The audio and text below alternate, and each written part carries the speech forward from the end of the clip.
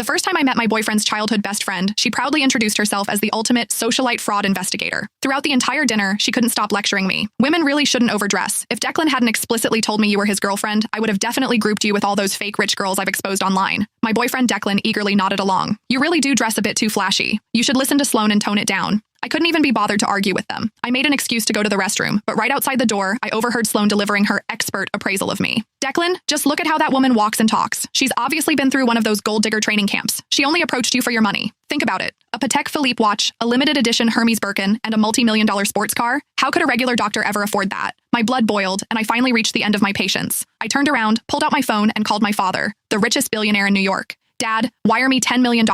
I'm going to buy out a certain socialite fraud agency and teach this girl that wealthy men can actually have daughters. If you don't believe me, I'll test her for you in a minute. That way you can see this gold digger for who she really is. As I hung up the phone, Sloane's confident voice drifted out from the private dining room. Declan was looking at her, nodding with absolute trust. I really wanted to see how Sloane planned to test a real heiress like me. When I pushed the door open, Sloane was holding my Hermes Birkin, inspecting it from every angle with a condescending smirk. I'm telling you, young girls like you really shouldn't get caught up in comparing yourselves to others. The first step to becoming a fake socialite is trying too hard to package yourself. This bag of yours is a rental, right? I almost laughed out loud. I bought this limited edition bag straight from the boutique. Just building up the purchase history to get it cost me over $30,000. When Sloane saw I wasn't speaking, she assumed she had hit a nerve. She put on an I knew it expression and shifted her gaze to my Patek Philippe watch. Can you let me authenticate that watch of yours? Don't get the wrong idea. I'm just worried you got scammed into spending real money on a fake. After all, the bag is already a knockoff. Declan was already looking at me with deep suspicion. He gave me an order. Sloane is just looking out for you. Hurry up and let her see it. This watch was a promotion gift my oldest brother gave me last month. His entire watch cabinet is filled with pieces worth tens of millions of dollars. If Sloane actually appraised this as a fake, it would only prove that she was the real fraud here. I took off the watch, handed it to her, and smiled. Sure, this watch is a highly limited edition, so make sure you don't mess up your appraisal.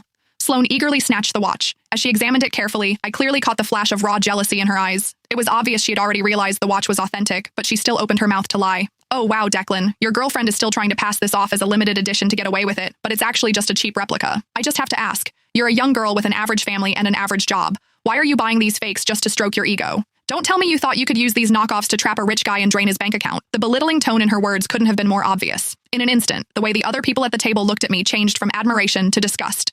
Declan glared at me with sheer contempt, his voice dripping with disgust. How can you be so vain? And to think I actually believed you were different from other women. It turns out you all just want my money. Looking at his disgusted expression, my heart turned ice cold. I used to think Declan was just easily influenced, but that he at least had basic judgment. After all, we had been together for almost a year. Shouldn't he know what kind of person I am by now? The reality of the situation hit me like a bucket of ice water. I frowned, matching his dissatisfaction. Declan, who is actually your girlfriend here? You just blindly believe a single word she says? Since that's how it is, I don't see any point in finishing this dinner.